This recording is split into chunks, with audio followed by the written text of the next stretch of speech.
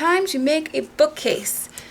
Just like everything else, we always start with a rectangle.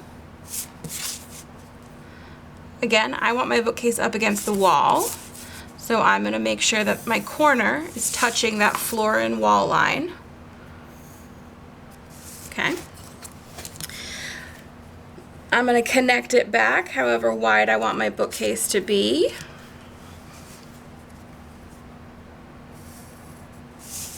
Drop a vertical line here. And this is the basics of the bookcase. You're going to want to erase inside of here and inside of here because it's going to get real confusing soon. The next step is to break this up into wherever you want your shelves. So I take my ruler and I say I want maybe a shelf here and a shelf here and a shelf here and a shelf here. Look at that. It fits beautifully. Which means I'm going to take all those little dashes, connect them back across to my vanishing point, so they're rays of light coming to that vanishing point.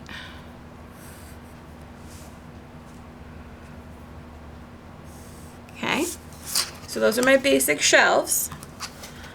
I want to remember that like this side here is horizontal, which means this back edge back here is going to be horizontal, and this edge up here is horizontal. So right in here is also going to be horizontal. So I have to make that parallel second rectangle. Does that make sense? And again, like I drew it to, I probably could have kept this part, to this corner line here. That's how I know how big it should be. And then we're going to line up this corner here with the vanishing point, and that's how we get this line right here. So you line up this outside corner, that's how you get this line. You line up this outside corner, that's how you get this line. So this one should actually be a little bit lower. So I fix that up a little bit. Ta-da. Okay. Now you need to put the shelves in. This is where it gets tricky. The shelves are going to be horizontal lines when they are below on this back edge, right?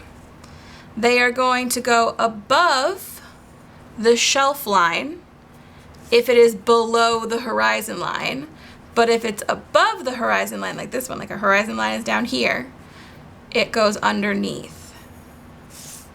So this is saying I'm looking at the top of the shelf, the top of the shelf, the top of the shelf, the bottom of the shelf.